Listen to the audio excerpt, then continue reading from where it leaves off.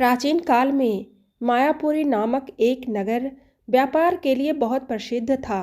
दूर दूर से लोग व्यापार के सिलसिले में इस नगर में आया करते थे।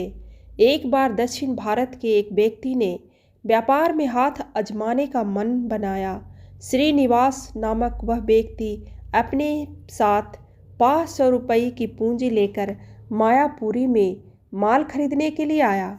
व्यापारिक केंद्रों में ठगों और चोरों की भी बहुतायत होती है।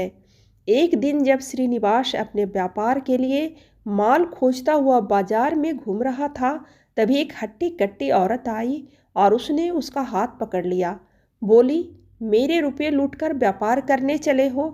श्रीनिवास यह सुनकर हक्का बक्का रह गया। अपने आप को संभालता हुआ बोला, मैंने तुम्हारा धन कब चुराया है? मैं तो कुछ भी नहीं जानता। औरत उसके ऊपर चीखने चिल्लाने लगी।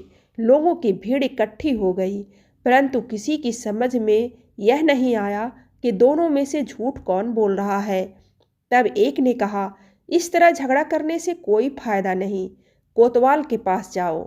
औरत ने श्रीनिवास का हाथ कसकर पकड़ लिया और उसे कोतवाल के पास खींचकर ले गई। उसने कोतवाल से पूछा, श्रीमान, इस आदमी ने बाजार में जबरदस्ती मुझसे 500 रुपये छीन लिए। मेरे रुपये मुझे दिलवा कर न्याय कीजिए। कोतवाल ने पूछा, क्या कोई सबूत है? इस सवाल पर औरत ने न में सिर हिलाया। कोतवाल ने श्रीनिवास से पूछा, तुम्हें कुछ कहना है? श्रीनिवास बोला, महोदय, मैं व्यापार के लिए सामान खरीदने कल ही इस नगर में आया हूँ। मैं यहाँ किसी को भी नहीं जानता। मेरे पास 500 रुपये हैं, जिसका पता किसी तरह इस औरत ने लगा लिया है, किंतु वे रुपये सचमुच मेरे हैं। कोतवाल को लगा कि औरत सच नहीं बोल रही है। सच का पता लगाने के लिए उसने एक युक्ति सूझी। उसने श्रीनिवास से कहा, तुम्हारी बात पर मुझे विश्वास नहीं होता। तुम इस औरत का धन लौटा दो, वरना तुम्हें जेल में बंद कर दूंगा। कोई और चारा न देखकर श्रीनिवास ने अपने 500 रुपये उस औरत को दे दिए। जैसे ही वह औरत रुपये लेकर वहां से निकली, कोतवाल ने श्रीनिवास को बुलाकर धीमे स्वर में कहा, उसके पीछे जाओ और वह धन उससे छीन लो। कोतवाल की बात सुनकर श्रीनिवास सकपकाया, किंतु कोतवाल ने कहा, जैसा कहता हूँ वैसा करो, मैं तुम्हारी मदद करूँगा।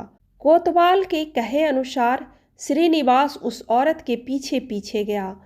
कुछ दूर जाकर उसने उस औरत से धन छीनने की कोशिश की, किंतु औरत ने उसे धक्का देकर जमीन पर गिरा दिया। दूसरी बार वह फिर उठा, परंतु औरत ने उसे फिर धक्का दे दिया।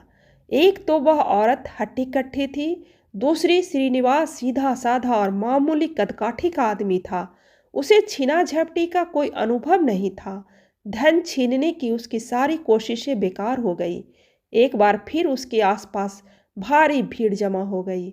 वह औरत श्रीनिवास का हाथ पकड़कर उसे खींचती हुई फिर कोतवाल के पास ले आई और कहने लगी, श्रीमान जी, थोड़ी देर पहले आपने इस आदमी से जो धन मुझे दिलवाया, उसे यह आदमी मुझसे फिर छीन लेना चाहता है।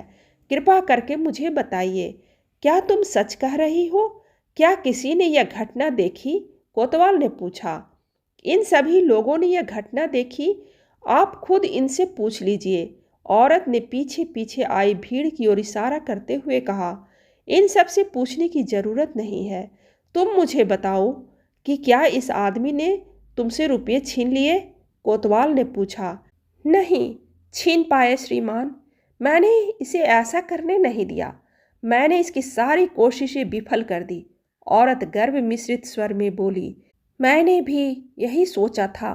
तुमसे धन छीनने की शक्ति इस आदमी में नहीं है, यह इन सब लोगों ने देखा है। कहते हुए कोतवाल ने सवालिया नजरों से भीड़ की ओर देखा। सच कह रहे हैं श्रीमान, भीड़ में से दो लोग बोले।